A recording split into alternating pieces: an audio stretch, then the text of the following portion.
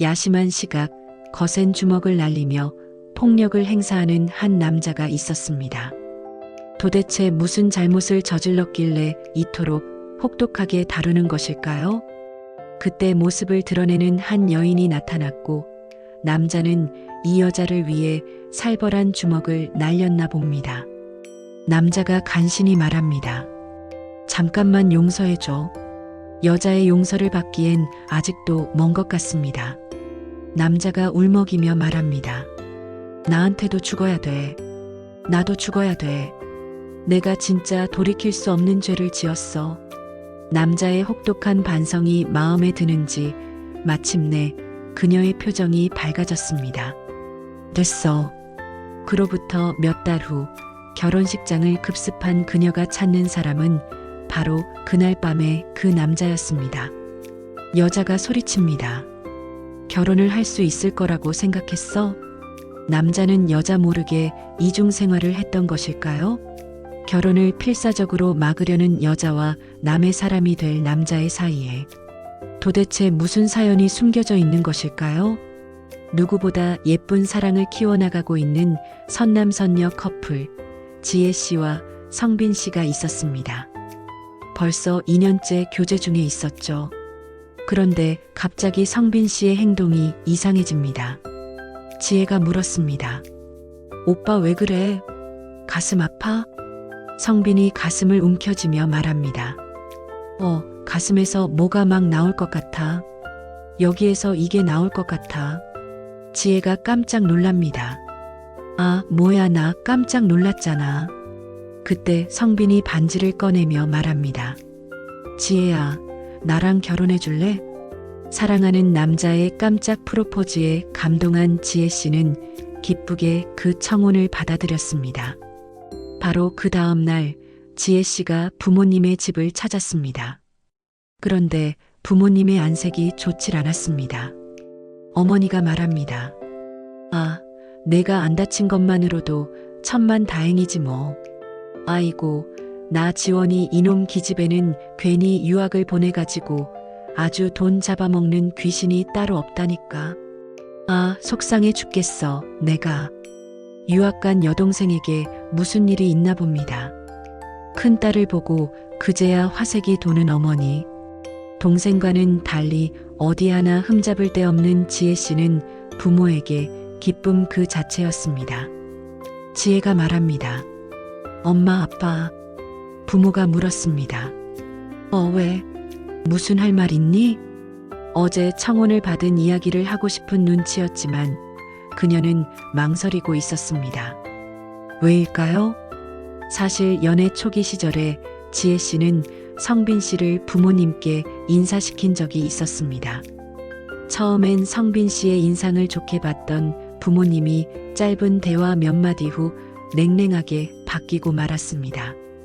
아버지가 다짜고짜 묻습니다. 그래, 무슨 가게 하나 있지? 성빈이 대답합니다. 작은 브런치 카페 하고 있습니다. 몇 평짜리? 매출은 얼마나 되나? 성빈이 난처한 표정으로 말합니다. 그게 제 소유는 아니고요. 친구 가게입니다. 다짜고짜 남자의 경제력부터 확인하고 있었고 지혜 씨 역시 가시방석이었습니다. 잔뜩 화가 난 어머니가 지혜 씨를 불러냈고 밖에서 소리를 질렀습니다. 너 미쳤어? 머리가 어떻게 된 거 아니야? 빈털털이 고아라니. 뭐가 어쩌고 어째? 응? 그런 부모의 마음을 알았기에 입이 떨어지지 않았던 것입니다. 지혜가 결국 말합니다. 아무것도 아니에요. 나중에 말할게요. 응? 아, 지원이 잘 지낸대요. 어머니가 한숨을 쉽니다. 아휴, 지원이. 그 애가 무슨 큰일을 했나 봐. 큰돈 들어가게 생겼다. 일주일 뒤 성빈 씨가 우울해하는 지혜 씨를 위해 기분 전환을 시켜주고 돌아오는 길이었습니다. 성빈이 말합니다. 걱정하지 마. 다 잘 될 거야. 지혜가 대답합니다. 그런 말 들으니까 힘이 된다. 이런 성빈 씨가 더욱 고맙고 듬직할 따름이었습니다. 들어가서 푹 쉬게. 그와 아쉬운 작별을 고하고 돌아서는 그때 누군가의 목소리가 들렸습니다. 언니, 지혜가 돌아봅니다. 지원아? 아니, 이게 웬일입니까? 외국으로 유학 간 동생이 눈앞에 나타난 것입니다. 게다가 더욱 놀라운 것은 동생의 몸 상태였습니다. 배가 불러 있었던 것입니다. 지혜가 소리칩니다. 너 몸이 왜 이래?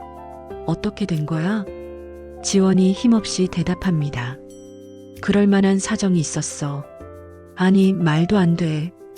유학 간다던 애가 이게 무슨 꼴이야? 그날 저녁 기가 막힌 언니의 심정을 아는지 모르는지 지원은 오직 먹는데 열중해 있었습니다. 지혜가 묻습니다.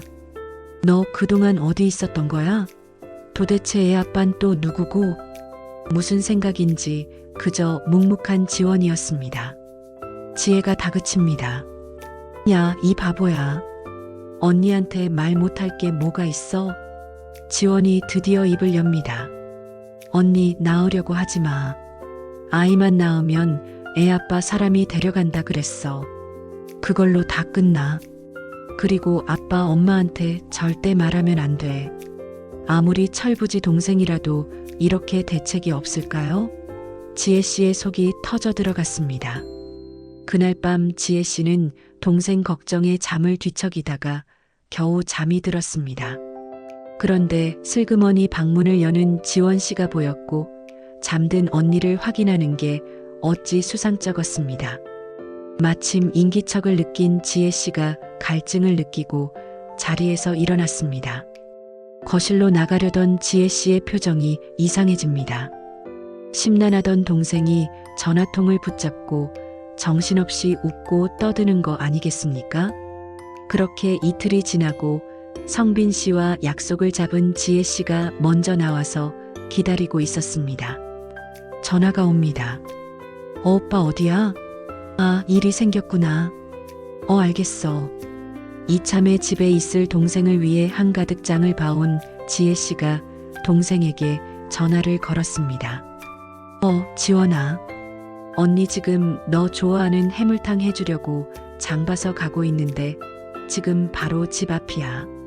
지원이 대답합니다. 아이, 알겠어, 끊어.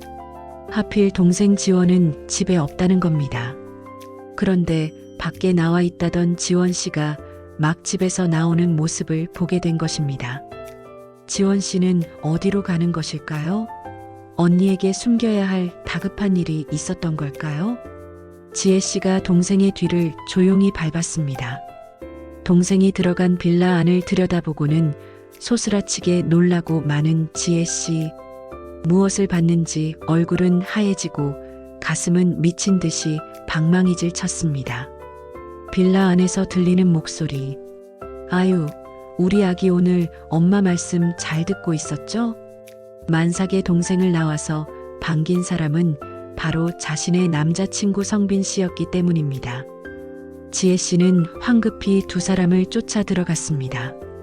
두 사람 도대체 뭐야? 성빈이 놀라며 말합니다. 지혜야, 내가 여길 어떻게? 지원이 외칩니다. 언니. 지혜가 배신감에 떨며 소리칩니다. 당신이었어? 지원이 이렇게 만든 게 당신이었냐고? 믿었던 남자의 배신, 충격은 컸습니다. 지혜가 동생에게 묻습니다. 그래서 말 못했던 거니? 애 아빠 누군지, 내 형부가 애 아빠라서 말 못했던 거야? 지원이 울먹이며 말합니다. 그럴 만한 사정이 있었어. 성빈이 말합니다. 사실은 이들의 사연은 1년 전으로 거슬러 올라갑니다. 지혜와 성빈의 알콩달콩한 데이트 현장에 어김없이 쫓아오는 이가 있었습니다. 지원아. 지원이 밝게 말합니다. 나 없이 재밌을 줄 알았어?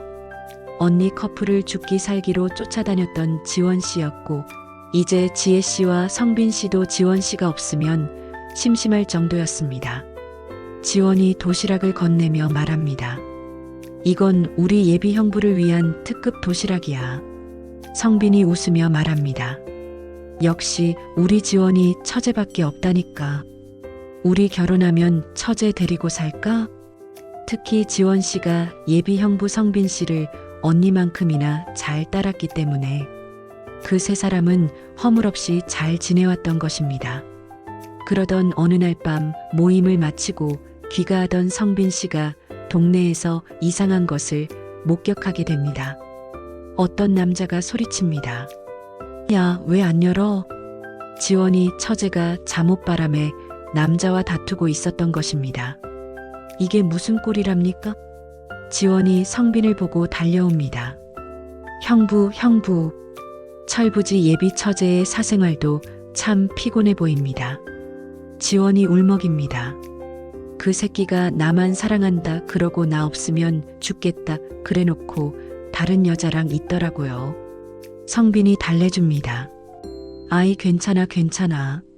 어네가 저놈 손 좀 봐줄까? 지원이 고개를 젓습니다. 응, 괜찮아.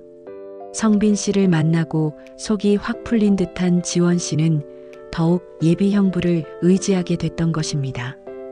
또다시 지원 씨의 전화를 받고 급하게 뛰쳐나온 성빈 씨.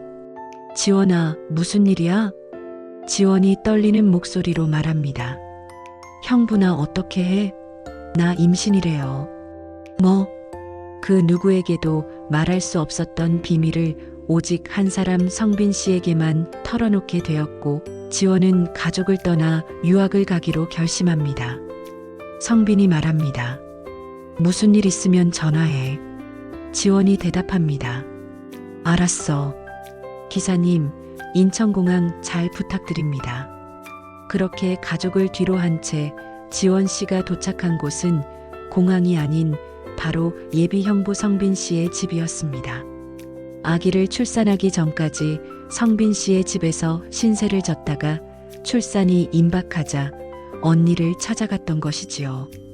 내막을 알게 된 지혜는 이 모든 걸 받아들일 수 있을까요? 성빈이 설득합니다. 우리 이왕 이렇게 된 거 출산할 때까지만 비밀로 하고 지원이 좀 도와주자. 지혜가 고민합니다. 모르겠어. 이런 엄청난 일을 어떻게 끝까지 숨겨? 성빈이 말합니다. 당신 부모님이 아시면 어떻게 되는지 알아? 차라리 모르시는 게 모두를 위해 좋은 일이야. 처음에는 자신의 비밀을 예비 형부인 성빈 씨에게만 털어놨다는 사실에 언니 지혜는 무척 놀랐지만 끈질긴 설득으로 여동생이 출산하기 전까지 모든 것을 비밀에 붙이고 함께 신별을 돌봐주는데 결국 동의하게 됩니다. 하지만 이 사건은 여기서 끝이 아니었습니다. 그리고 넉 달이란 시간이 흘렀습니다. 폭풍 같은 날들을 견뎌 마침내 지혜 씨와 성빈 씨의 사랑이 결실을 맺나 봅니다. 결혼식 날이 된 것입니다. 성빈이 말합니다. 지혜야, 이거 꿈은 아니겠지? 지혜가 웃으며 대답합니다. 그럼 절대 꿈이면 안 되지. 우리 정말 행복하게 살자. 얼마나 이 순간을 꿈꿔왔을까요? 그런데 그때 동생 지원 씨가 들이닥쳤습니다. 이성을 잃은 듯한 모습이었습니다. 지원이 소리칩니다. 결혼을 할 수 있을 거라고 생각했어? 지혜가 놀랍니다. 지원아, 왜 그래? 지원이 울부짖습니다. 내가 형부를 얼마나. 무슨 해괴망측한 일입니까? 도대체 그녀에게 무슨 일이 있었던 걸까요? 이 광경에 부모님도 기가 찼습니다. 어머니가 소리칩니다. 너 지금 뭐 하는 짓이야? 언니 입장할 시간 다 됐는데. 아버지도 말합니다. 아니, 언니 결혼식에 형부한테 뭐 하는 짓이야? 지원이 격하게 외칩니다. 형부? 이게 형부야? 이게 형부야? 그렇게 친하던 형부에게 이토록 분노하는 지원 씨. 도대체 두 사람 사이에 어떤 내막이 숨어 있는 걸까요? 결국 결혼식도 못 치르고 경찰서에 모이게 된 지혜 씨 가족들은 어이가 없었습니다. 성빈 씨와 지원 씨 사이에 무슨 문제가 있던 걸까요? 어머니가 소리칩니다. 이래서 본데 없이 자란 고아랑을 엮이면 안 된다고 한 거야. 내가 어떻게 이런 경사를 만났어? 아휴, 이게 다 당신들 때문이야. 알아? 아니, 이건 또 무슨 얘기란 말입니까? 사건의 발단은 지혜 씨가 부모님께 성빈 씨를 소개하던 그날로 돌아갑니다. 딸이 소개한 성빈 씨가 몹시도 마음에 안 들었던 어머니가 독하게 말합니다. 이봐요. 지 분수도 모르고 감히 우리 딸한테 덤비는 주제에 낯짝도 두꺼워. 다시는 그쪽 얼굴을 안 보기를 바라요. 알겠어요? 성빈이 애원합니다. 어머니, 저에게도 한 번만 기회를 주십시오. 지혜 진심으로 사랑하고 있습니다. 어머니가 냉정하게 말합니다. 똑같이 구질구질한 인생으로 내 딸 끌고 가는 게 그게 사랑이야? 그건 책임감 없는 버러지들이 하는 짓이야. 더 이상 꼴 보고 싶지 않으면 우리 딸 만나지 마. 알겠어? 다시는 만나지 말라고. 그를 떼어내기 위해 모욕적인 언사도 서슴지 않았던 것입니다. 그러던 어느 날 반찬을 만들어 지혜 씨의 오피스텔을 찾아가던 부부가 뭔가를 목격하고 크게 놀라고 말았습니다. 자신들의 경고에도 아랑곳하지 않고 보란 듯이 딸을 만나고 있는 성빈의 모습에 치를 떨었던 것입니다. 그 다음 날 아침 지혜 씨의 어머니는 성빈 씨가 일을 하는 가게로 쫓아갔습니다. 가게에 들어서더니 갑자기 소리칩니다. 아니, 이런 날벼락이 또 있을까요? 어머니가 소리칩니다. 내가 내 딸 만나지 말라 그랬지. 지혜 씨 어머니로부터 씻을 수 없는 상처를 입은 성빈 씨는 모멸감에 몸을 떨었습니다. 그런데 이것으로 끝이 아니었습니다. 지혜 씨의 아버지가 성빈 씨를 집 근처로 불러냈습니다. 아버지가 말합니다. 뭘 아는 인간들은 이래서 피곤해. 너는 꼭 확인시켜줘야겠냐? 성빈 씨에게 똑똑히 보여주고 싶었던 것은 무엇일까요? 그것은 바로 돈 많은 의사와 선을 보고 돌아오는 지혜 씨의 모습이었습니다. 성빈 씨의 가슴이 무너져 내렸습니다. 아버지가 비웃으며 말합니다. 뭘 놀래? 바로 저런 게 우리 지혜가 누릴 인생이야. 시방 너 같은 놈은 죽었다 깨어나도 해줄 수 없는 것들이야. 이제 알겠냐? 이토록 잔인한 방법으로 자신을 짓밟는 이들에게 앙심을 품게 됐던 것입니다. 그렇다면 지원 씨와는 무슨 관련일까요? 경찰서에서 부모가 소리칩니다. 도대체 우리 딸한테 무슨 짓을 한 거야? 당신 도대체 우리 지원이한테 무슨 짓을 한 거냐고? 지원이 울부짖습니다. 나한테 그런 짓을 하고도 무사할 줄 알았어? 과연 성빈 씨가 예비 처제에게 했던 것은 어떤 짓일까요? 다시 1년 전 과거로 돌아갑니다. 지혜의 부모로부터 큰 상처를 받은 성빈 씨는 가난한 자기 자신과 세상이 증오스러웠습니다. 그때 한 통의 전화가 걸려왔습니다. 형부, 나 어떻게 해? 나 임신이래요. 뭐? 예비 처제의 비밀을 알게 된 성빈 씨는 자신에게 유리하게 이용하기로 결심하게 됩니다.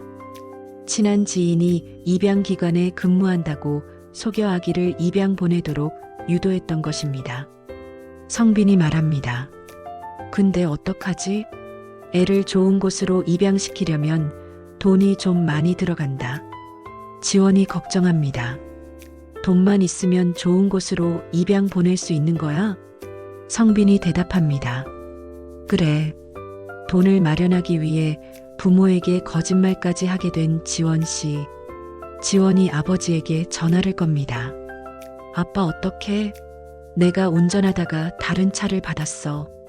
아버지가 급하게 말합니다. 바로 보내주마. 그래. 부모에게 큰 사고가 난 것처럼 속여 돈을 받아냈던 것입니다. 결국 그 돈을 고스란히 예비 형부 성빈 씨에게 주었던 것이지요. 아기를 좋은 부모에게 입양을 보내기 위해서는 뒷돈이 필요하다면서 400만 원을 2차례에 걸쳐 받아냈고 입양을 보낸 후에도 아기가 아프다고 속여서 수술비를 빌미로 5천만 원을 세 차례에 걸쳐 요구했던 것입니다. 예비 형부를 철석같이 믿었던 여동생은 그 돈을 마련하기 위해서 자신의 오피스텔 전세 자금까지 빼서 예비 형부에게 건넸고 성빈 씨는 그 돈을 결혼 자금으로 썼던 것입니다. 그로부터 몇 달 후 이런 사실을 까맣게 모르는 지원 씨는 출산과 입양 문제까지 해결해준 성빈 씨에게 고마움을 전하려고 했습니다. 그런데 그만 그의 전화를 엿듣고 말았습니다. 성빈의 목소리가 들립니다. 애는 잘 보냈어. 어딜 가든 무슨 상관이야? 내 애도 아닌데. 그래. 마무리만 잘해. 그래. 아기가 좋은 양부모에게 보내진 줄 알았는데 이게 무슨 청천벽력 같은 소리란 말입니까? 그동안 성빈 씨가 소개했던 입양기관과 관련된 사람들도 모두 거짓이었던 것일까요? 사실을 알고 억장이 무너지는 지원 씨. 어디에서도 아기의 행방을 찾을 길이 없었습니다. 결국 예비 형부 성빈 씨를 경찰에 신고하고 만 것입니다. 동생에게 사기친 돈으로 결혼 준비를 해왔다니 소름이 끼칠 따름입니다. 경찰서에서 성빈이 말합니다. 내 딸은 넘치고 내 돈은 돋아요. 돈이 있어야 결혼시켜준다면서요? 예, 나는 방법 찾은 거밖에 없다고요. 지혜가 소리칩니다. 정말 미쳤어. 경찰이 묻습니다. 그래서 그 아기는 어디로 보냈습니까? 지원이 울부짖습니다. 내 아기 어디 있어? 내 아기 어디 있어? 어디냐고? 어딨어? 이 새끼야. 어딨어? 성빈이 고개를 떨굽니다. 몰라. 모른다고. 브로커가 데려간 거 내가 어떻게 알아? 어머니가 절규합니다. 엄마. 어느새 성빈 씨는 순박한 꿈을 꾸던 순수한 청년이 아닌 증오만이 가득 찬 사람으로 변해 있었습니다. 예비 형부의 수상한 행동에 의심을 품은 여동생은 진실을 알기 위해서 자체적으로 발벗고 나섰고 확인 결과 이 모든 것이 예비 형부의 사기극이라는 사실을 알게 되었습니다. 하지만 불법 경로로 입양 보낸 아이의 행방은 안타깝게도 찾을 수가 없었고 결국은 예비 처제를 울린 사기범으로 쇠고랑을 차게 된 사건이었습니다. 괴물 같은 세상과 싸우려다 자신마저도 괴물로 만들어버린 한 남자.